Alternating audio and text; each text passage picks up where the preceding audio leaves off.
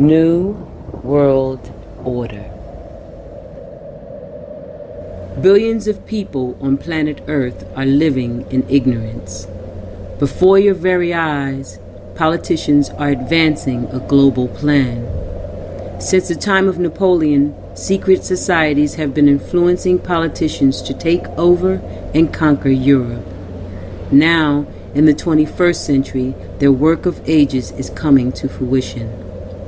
The New World Order is about the centralization of power. It's about silencing any public criticism of the system. It's about commercializing and selling everything as a product. It's about letting China torture students and still allowing them to host the Olympics. It's about closing down government-owned schools and hospitals, turning them into apartments, and then letting private companies make profits from teaching your children or selling you drugs. The secret societies and political organizations running the New World Order use various symbols and numbers. Once you learn their secret language, you too will have the all-seeing eye. All-seeing eye.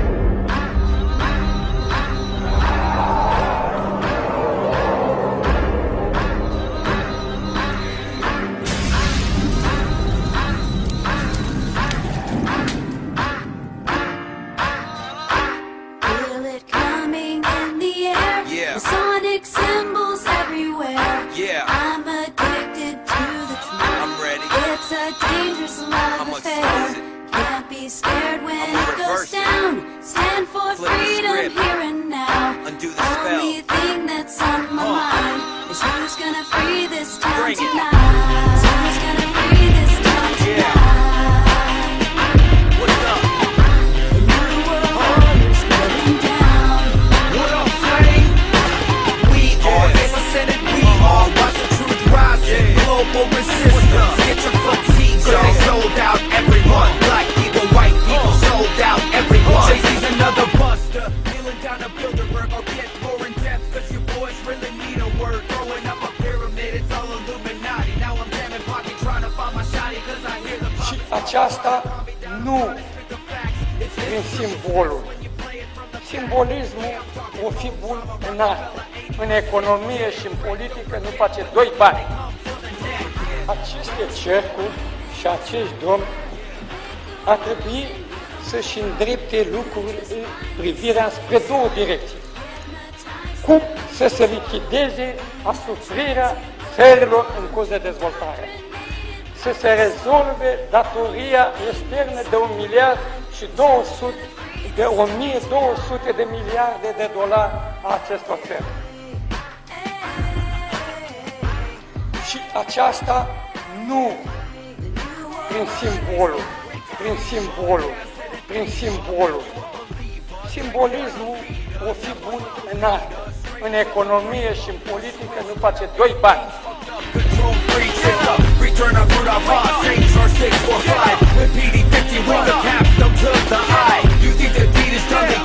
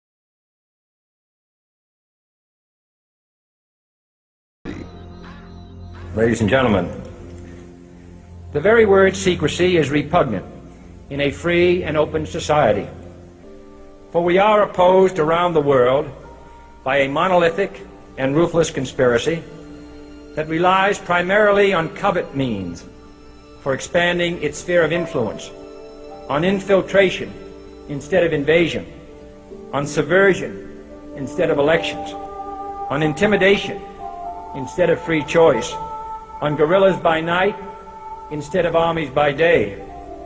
It is a system which has conscripted vast human and material resources into the building of a tightly knit highly efficient machine that combines military, diplomatic, intelligence, economic, scientific, and political operations. Its preparations are concealed, not published. Its mistakes are buried, not headlined. Its dissenters are silenced, not praised. Its dissenters are silenced, not praised.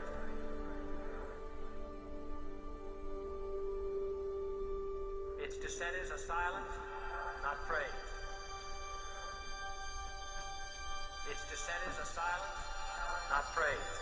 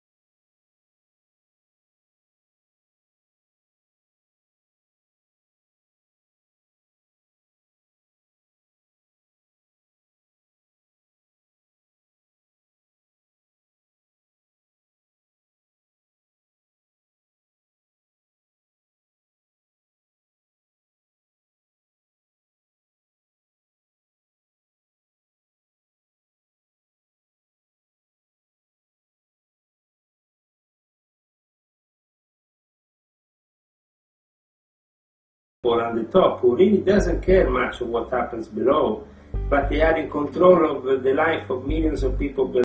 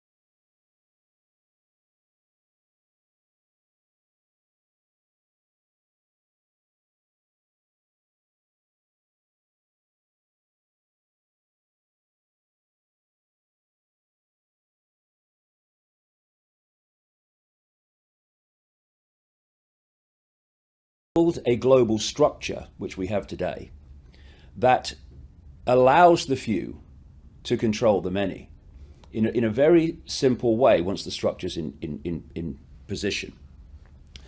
What they've done is create a secret society and bloodline family version of a transnational corporation. If you take something, for instance, like McDonald's, they'll have a headquarters in America, and in each country they'll have their subsidiaries. And the subsidiaries take their orders and what they do and how they do it from the centrally dictated headquarters. This is why when you walk into a McDonald's, if you feel the need, in Moscow or Sydney or London or Johannesburg or wherever, you're walking into basically, overwhelmingly, the same McDonald's.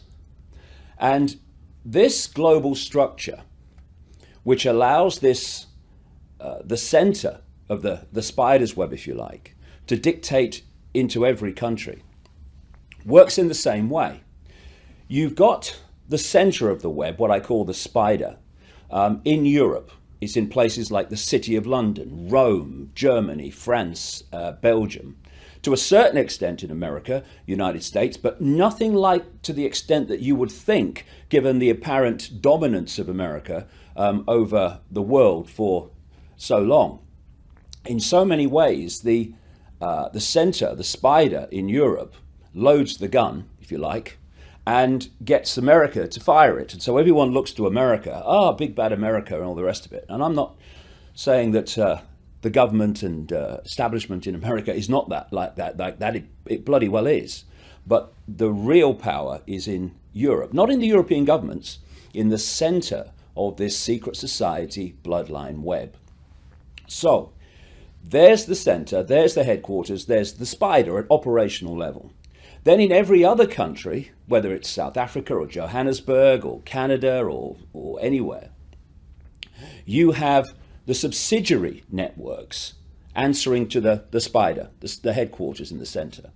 And these networks in the different countries are again bloodline families under different names and their agents and gophers, and a secret society network and web that is there to manipulate them and their agents and gophers into the significant positions of power so that they control that country's government and political system, banking, big business, all the rest of it, media at ownership level. And so the national subsidiary web in each country, just like McDonald's, carries out the policies of the spider at the center. Thus, in the last 21 years, I've been to something like 55 or more countries now researching this and talking about it. And I see the same things being introduced using the same excuses in country after country after country at the same time or around the same time. This is the structure that allows that to happen. Then there's another level, which is that the national network subsidiary also has subsidiaries in the towns, the cities, the regions and the communities. And therefore, they can dictate to the next level down and dictate what happens in cities and communities around the country. And in this structure, it means the spider at the center of the web can, through this structure, manipulate down into local communities in country after country after country. So the goal of this web is to change society in every country to create a global fascist communist dictatorship based on a world government that would dictate to every country, a world central bank that would dictate all world finance in every country, a world currency, just electronic, not cash, a single world currency, a world army to impose the will of the world government, and a microchip population, which people absolutely laughed at when I came out with that, well, I don't know, 15 years ago or more, but no, they're not laughing anything like so much now because all these things are starting to happen. So if we bring this down, this structure down, into a country, and let's take the United States. At the moment, and up to this point, people have been led to believe that there are two parties in America that have any chance of forming a government. One's the Republicans and the other one is the Democrats. Actually, as in every other country, they are not different parties. They are masks on the same face. And whenever they get into power, they are carrying out the will of the spider at the center of the web to constantly follow the agenda that that network at the center is dictating.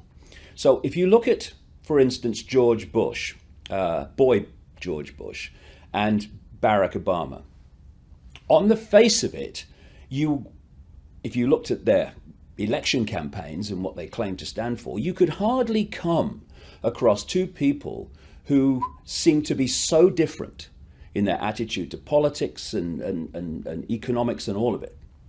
But actually, as we've seen with Obama, and for all his lies and all his mendacity, he has done us a favor in a sense, because he was so extreme in claiming to be different, in claiming to want to bring about change, that the fact that he's been business as usual and then some has really emphasized, more than ever before perhaps, for large numbers of people, that actually there is no difference.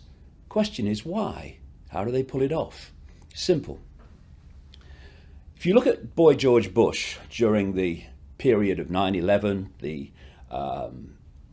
Iraq invasion, the Afghanistan invasion, etc., he was demonstrably controlled one step back by a group of people that were widely reported, even in the mainstream media, which became known as the neocons or neoconservatives.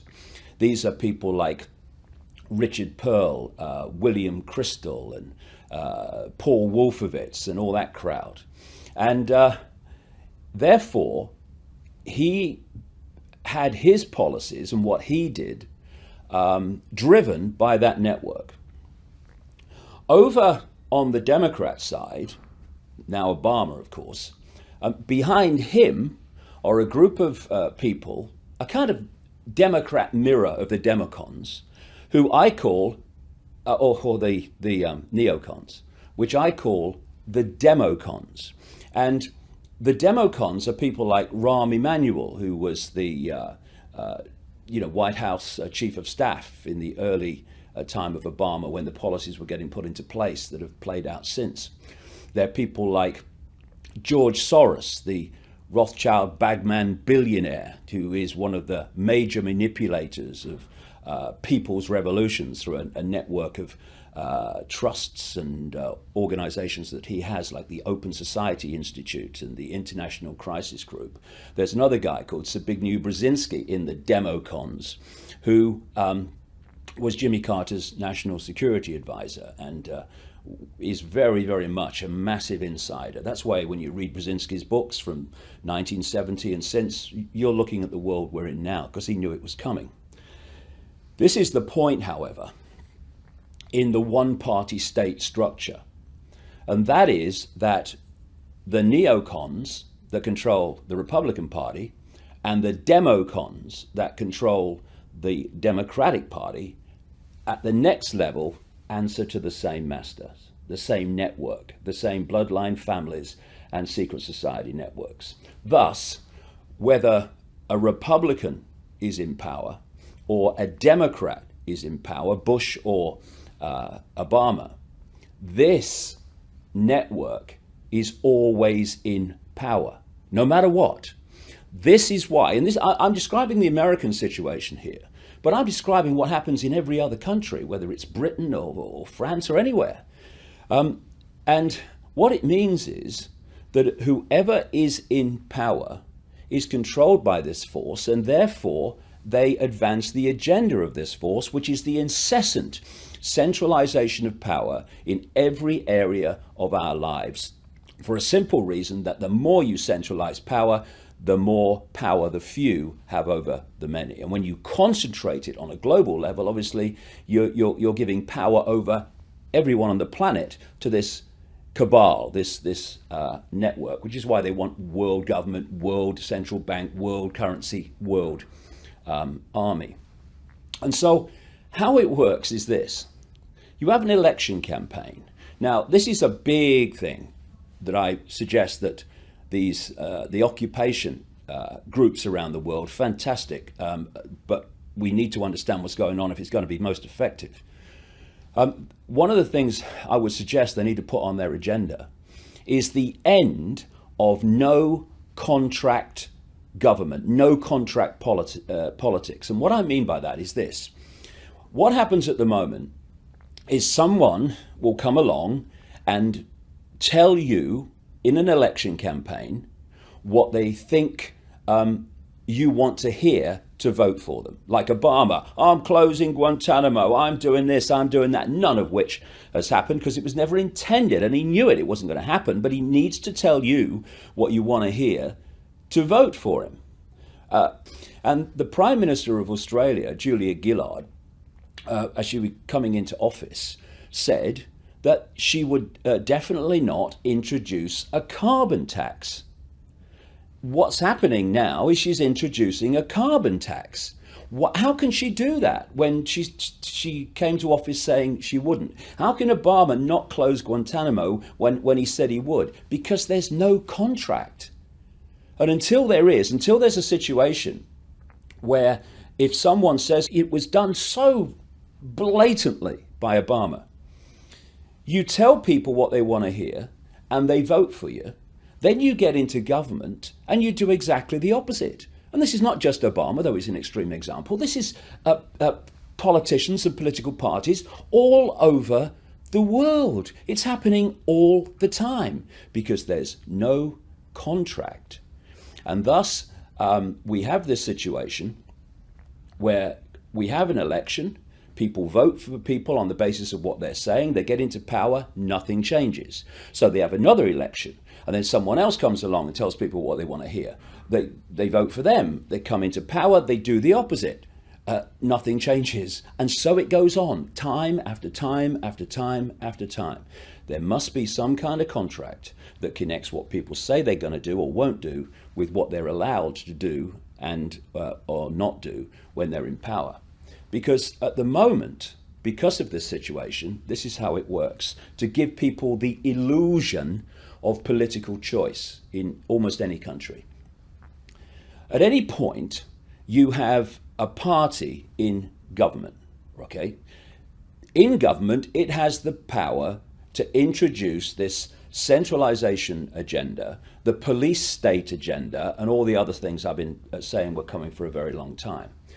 At the same point that party's in power, this party is in opposition. And they oppose the agenda overwhelmingly and criticize the government in power for doing what it's doing. Then we have a farce called an election. And sometimes the governing party becomes the opposition party becomes the government party. Now, the government party that was opposing this agenda of centralization, a police state and all the rest of it in opposition, when it had no power to do anything anyway, now starts introducing it. And the people, the party that were introducing it in government, now in opposition, they're criticizing it and opposing it. And this is the scam that goes on being played again and again and again, decade after decade after decade, where the common theme is whichever party's in government introduces the agenda. Why? Because oppositions have to oppose to give the illusion of choice. You have no choice in politics. They're masks on the same face. And also, because they want the agenda introduced, any party in government introduces the agenda because, go back again, through the groups that control the individual parties, they answer to the next stage, which is a network that controls both parties. Party politics in general has been a cold, calculated scam to allow the few to control the many. Because when people started to rebel against the overt dictatorship of royal bloodlines and stuff like that, although those bloodlines still exist, but lots of them now wear dark suits and run politics and banking and business and all the rest of it. But there was a chance at that point where there was this rebellion against royal dictatorship, where we might have a political system where people voted for individuals on the basis of their character, on the basis of their genuineness, and on the basis of what they genuinely wanted to do for the benefit of people. Now, this is the cabal's worst bloody nightmare. So what they did was create a party political structure. Isn't it funny when you think about it that there's 7 billion people on the planet, there's all these different countries with all this potential for uniqueness in the way that the countries are run and governed and things are made to happen. And yet, everywhere you go, you have political parties. Is that the only way we can think about structuring politics? No, it's not. But it's the only way, or the best way, to control politics in every country, because it works like this.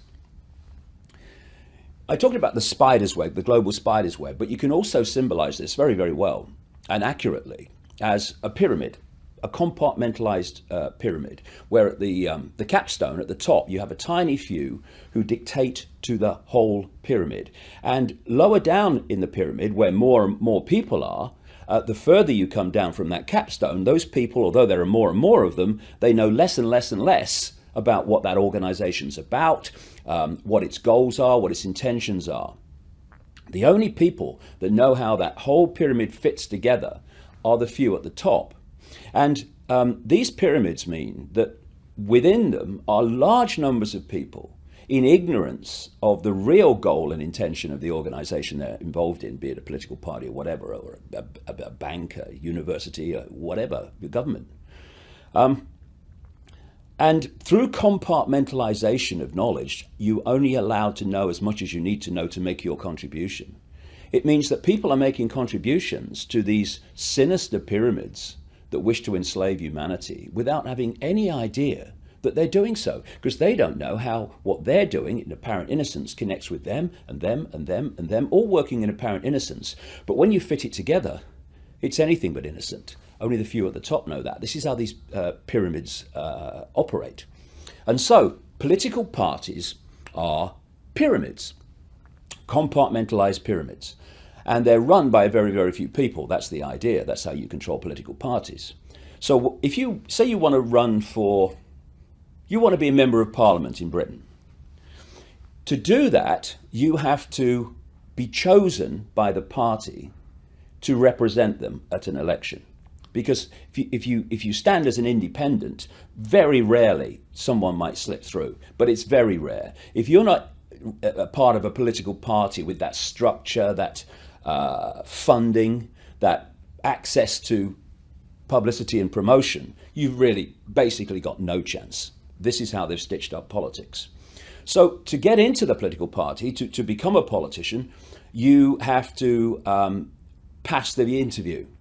To pass the interview, you have to confirm that you will follow party policy. And that party policy is decided by the very few at the peak of the party pyramid. So you get through that stage, you stand for Parliament.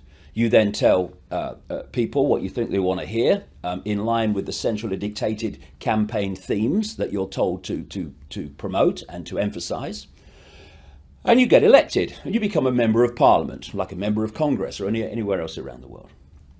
Now, if you are going to progress through that party into the hierarchy that runs it, and if it gets into government, to become part of the government, you have to spend your time voting in Parliament on the basis of what the party hierarchy, the tiny few, are telling you you must vote for or vote against or whatever. Because if you don't, then you are not going to progress in that party. And it's staggering that in what we call democracy, although democracy and freedom are supposed to be interchangeable words, like hell they are, but we have this situation in what's supposed to be a free political system, where we have these whips. And the party whips are there to threaten, cajole, and sometimes bribe members of the party that don't want to vote with the party's diktat in a vote, to do that, to go against their own convictions and what they feel is right, and just go with the party line. And the very fact that whips exists show you that politics is an irrelevance in terms of being people openly voting for and against what they believe in. It's what the party structure believes in that they are voting for and against. Very recently in Britain, we had a vote, while I've been over in Australia, on having a referendum over the European Union. And lots of people in the Conservative Party, the governing party, were in their hearts wanting to vote for a referendum. But a lot of them didn't, enough for the government to win the vote, because of the pressure and all the rest of it from the party hierarchy. So thus, the party political system is not, and its very structure from the start has never been about representing the interests of the people. It's about each party representing the interests of the tiny cabal at the top of the party hierarchy, which, let's go back again, then answer ultimately to the same force. This is why when David Cameron came in as Conservative Party Prime Minister of Britain, he's gone against all the stuff that he said he would do, a vast amounts of stuff he said he would do when he was campaigning for office. And he's just become a Tony Blair Mark II, as he were always going to be, because like Blair, he represents the same cabal, and thus the same agenda unfolds. So, yeah, what we're seeing is America being systematically destroyed. And people would say then, why would Americans like Obama and the Democratic Party and the Bushes and the Republican Party, why would they systematically destroy America? Because they're not representing America. This is the thing to get over. And it is so important that the Occupy protesters understand this. This is not about representing America. They're representing this cabal that dictates to both parties. And that cabal does not want America to prosper. It wants it to be destroyed for a simple reason. When you are seeking a world government dictatorship, to dictate to every country, you cannot have superpowers that have the financial and military might to say no to you.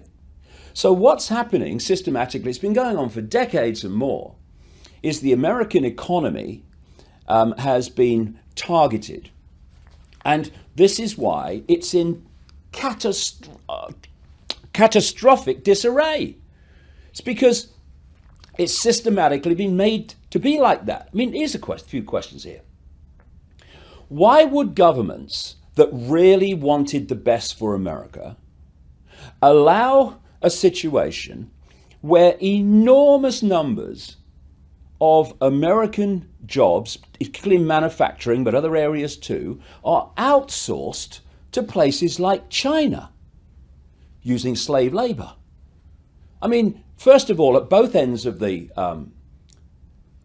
situation, you'd say if you were a government worth the name, with a heart, involved at all, we are not going to have, first of all, American jobs taken away in this way because it's harming American people, and we're not going to have them taken away to exploit in sweatshops and slave labor Chinese people and other people in the Far East. But they do it.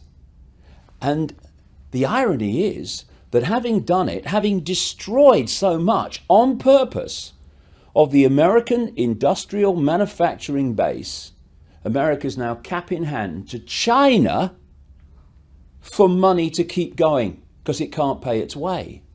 Why? Why would anyone who cares about America bring that situation about? Because they don't.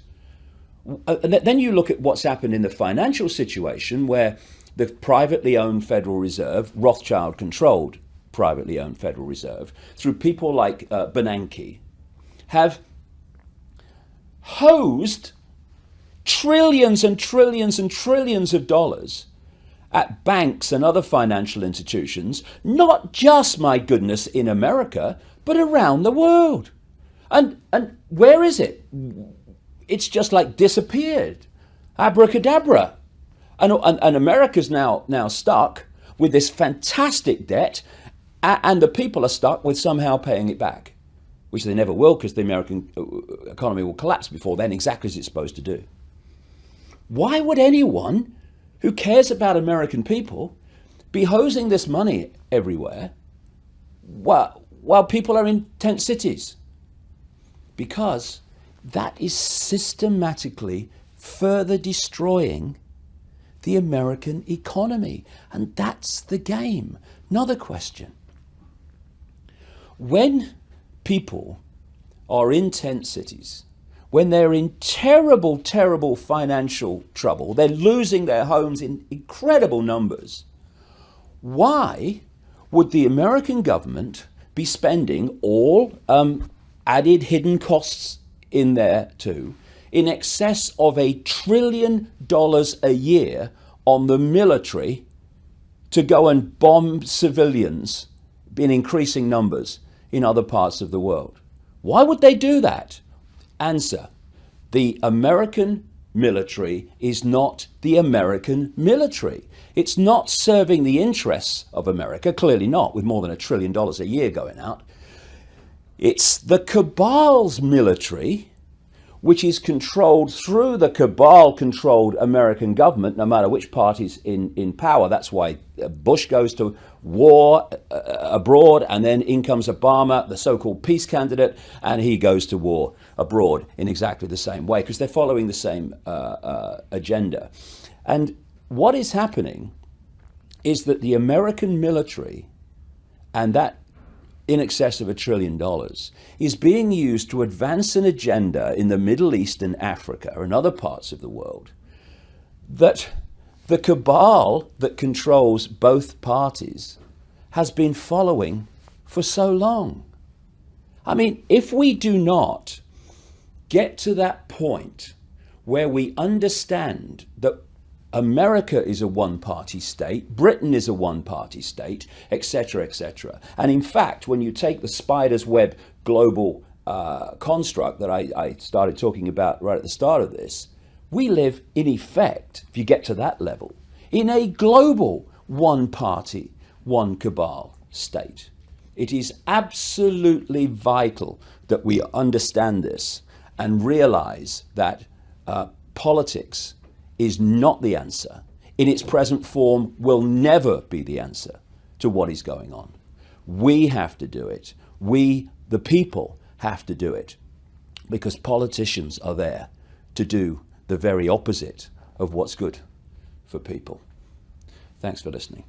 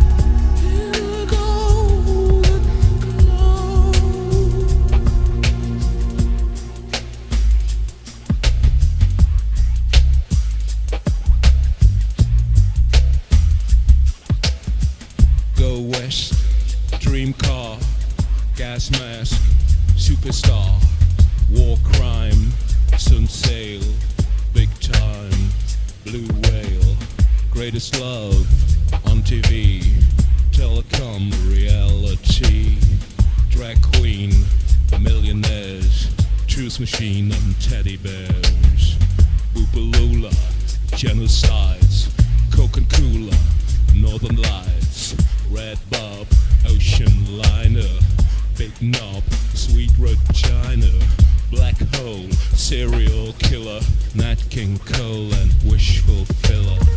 Let me live in a non-stop crazy show.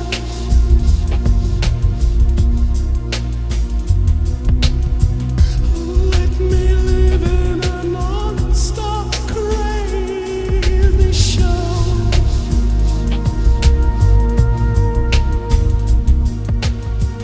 And your $1 billion smile rises up the horizon.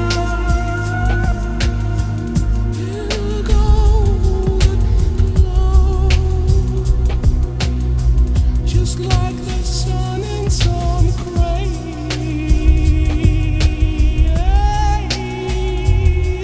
Stephen Greer. Good, nice to meet you. Of all the people, Nice to meet you. of all the people, Nice to meet you. of all the people who. You, and thank you very much for that. Thank you for sharing Thank that, you. Stephen. Thank Stephen you. Greer. Thank you very much. I appreciate it. Thank you. Thank Stephen you. Greer. Thank you very much. I appreciate it. Thank you. Stephen Greer. Thank you very much. I appreciate it. Thank you. Take Appreciate it. Thank you. Take it. Appreciate Thank you.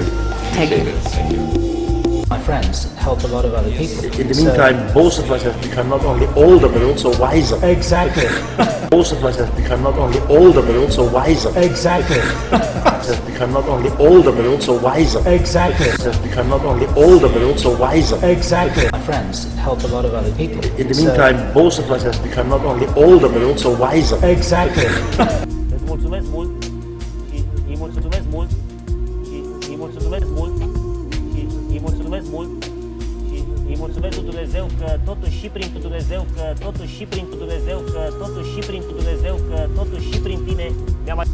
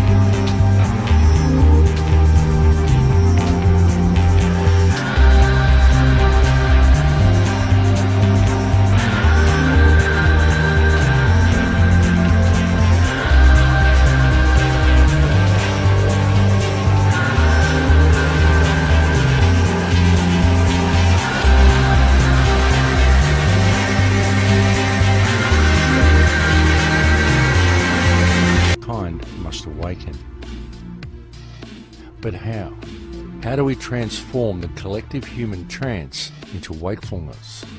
How do we bring about the mass awareness of the people? And what steps can be taken to allow both humanity and the earth to once again return to a natural state of abundance? Clearly, the first step is for people to understand and accept the truth regarding the current condition of mankind and the urgency of addressing the situation we are faced with. But even when people know the truth, as many do, most are simply waiting for social or financial Armageddon, waiting for December 21st, 2012, waiting for ascension or waiting for the rapture. And due to this lack of positive and decisive action, while people wait for redemption to be delivered to them via an outside source, the destructive machine of modern civilization continues to grind slowly forward towards its inevitable conclusion. Obviously, it is extremely important for mankind to truly grasp the depths of the problems we are facing and to the peril that our collective failure to deal with things has placed us in. And this peril includes not only the human race, but the entire earth and all life upon it. Because if mankind allows the ship of state to continue sailing in its current direction, within possibly 3 to 5 generations, we are very likely to have allowed the creation of a world that will no longer support life as we know it.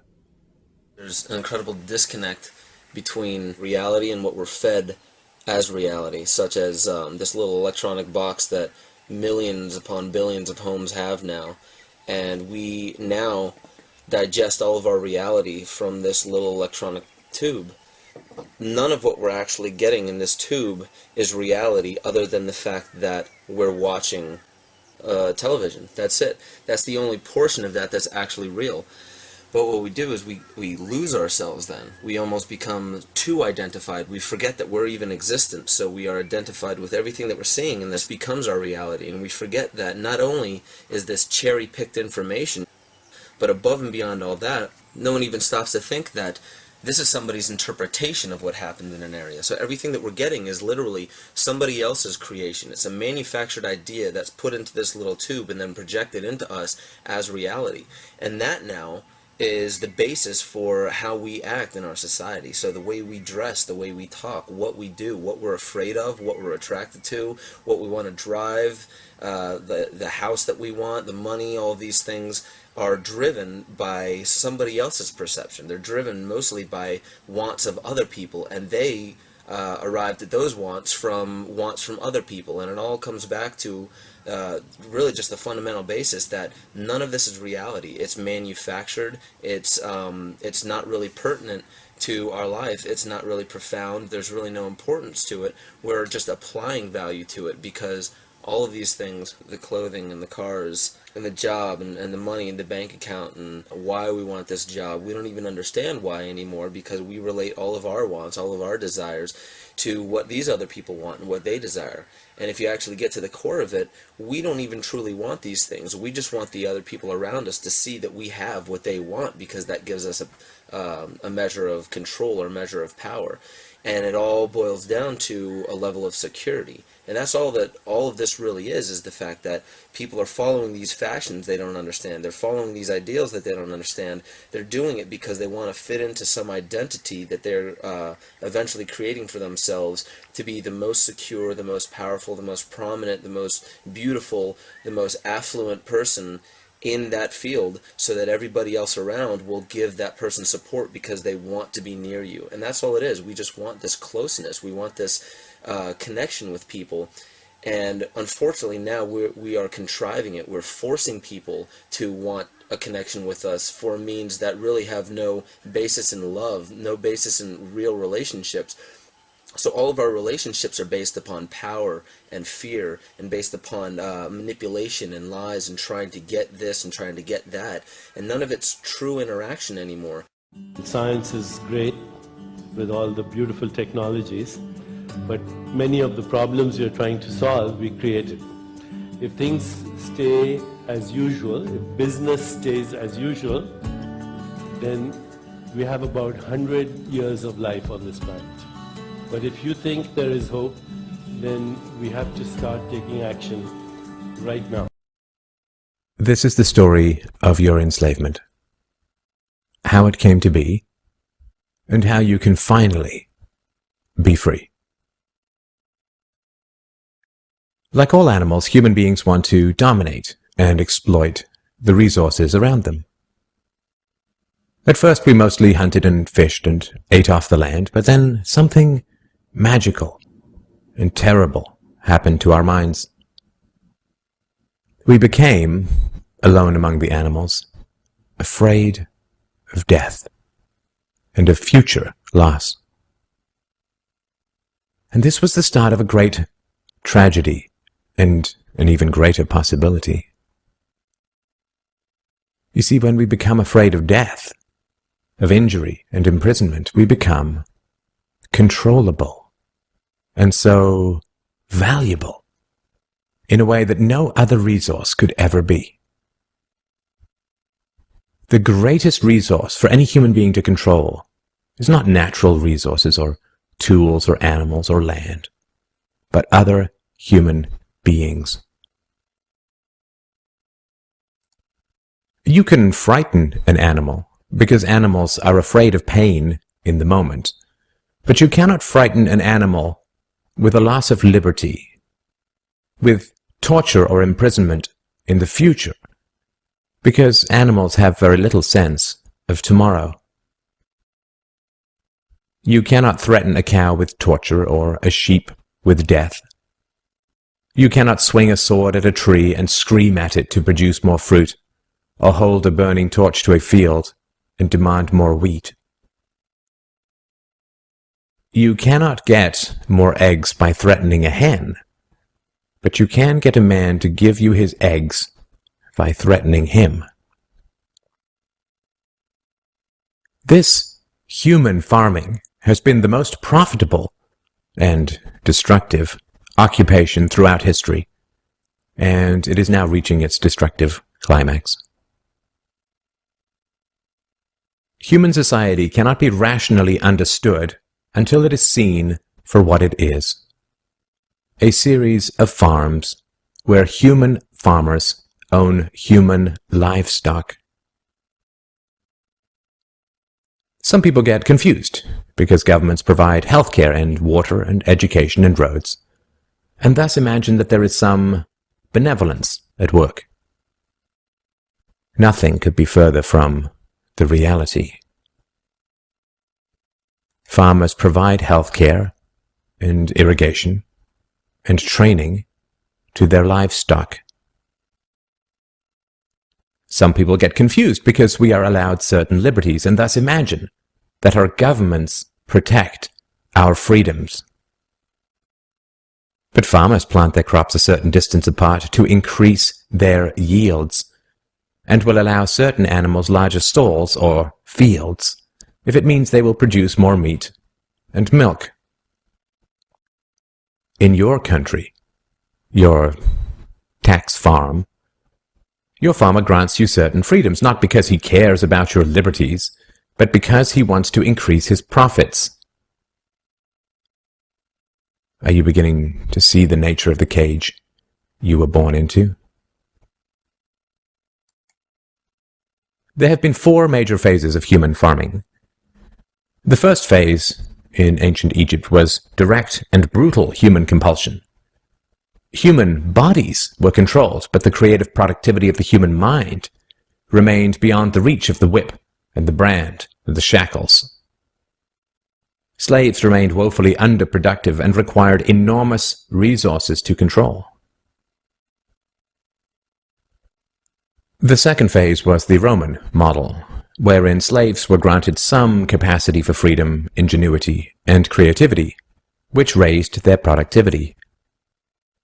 This increased the wealth of Rome, and thus the tax income of the Roman government, and with this additional wealth Rome became an empire, destroying the economic freedoms that fed its power, and collapsed. I'm sure that this does not seem entirely unfamiliar. After the collapse of Rome, the feudal model introduced the concept of livestock ownership and taxation. Instead of being directly owned, peasants farmed land that they could retain as long as they paid off the local warlords. This model eventually broke down due to the continual subdivision of productive land and was destroyed during the enclosure movement when land was consolidated and hundreds of thousands of peasants were kicked off their ancestral lands because new farming techniques made larger farms more productive with fewer people. The increased productivity of the later Middle Ages created the excess food required for the expansion of towns and cities, which in turn gave rise to the modern democratic model of human ownership. As displaced peasants flooded into the cities, a huge stock of cheap human capital became available to the rising industrialists. And the ruling class of human farmers quickly realized that they could make more money by letting their livestock choose their own occupations. Under the democratic model, direct slave ownership has been replaced by the mafia model. The mafia rarely owns businesses directly, but rather sends thugs around once a month to steal from the business owners.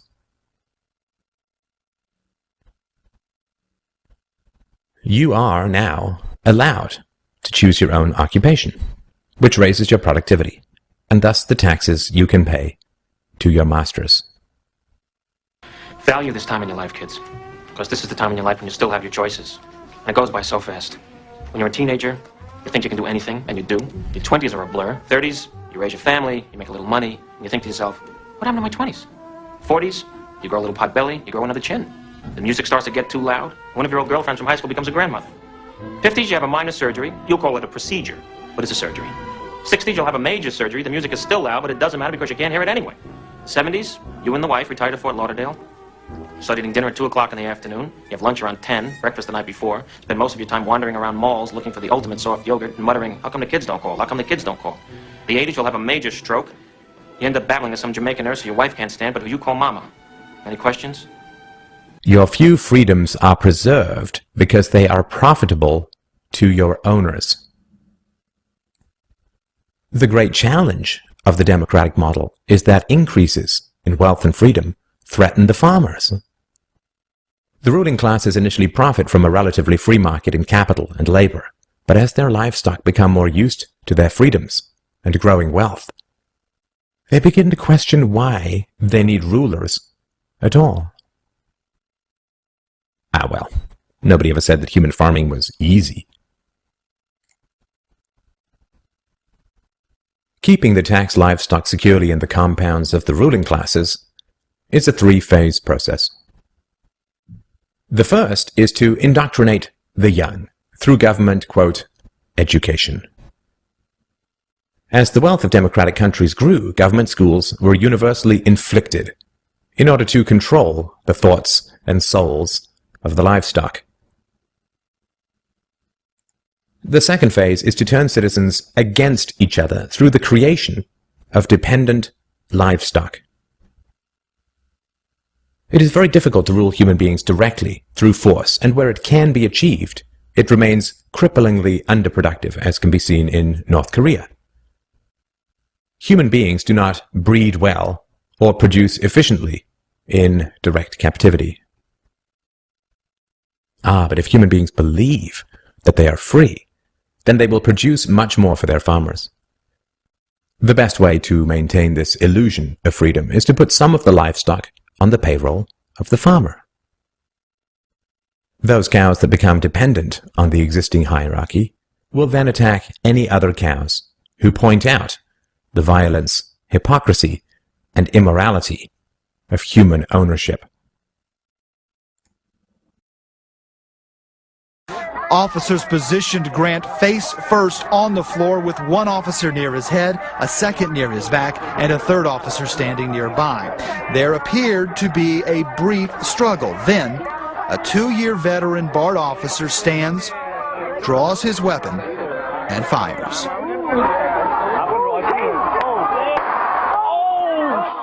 Freedom is slavery, and slavery is freedom. If you can get the cows to attack each other, whenever anybody brings up the reality of their situation, then you don't have to spend nearly as much controlling them directly.